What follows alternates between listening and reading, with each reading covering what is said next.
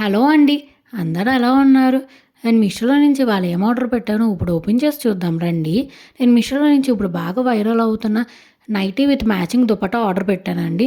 అది నేను ఇప్పుడు ఓపెన్ చేస్తున్నా చూడండి ఎలా వచ్చిందో. ఇది ఓపెన్ చేసే లోపల నా ఛానల్ ఎవరైతే కొత్తగా చూస్తున్నారో వాళ్ళు ప్లీజ్ సబ్స్క్రైబ్ చేసుకోండి.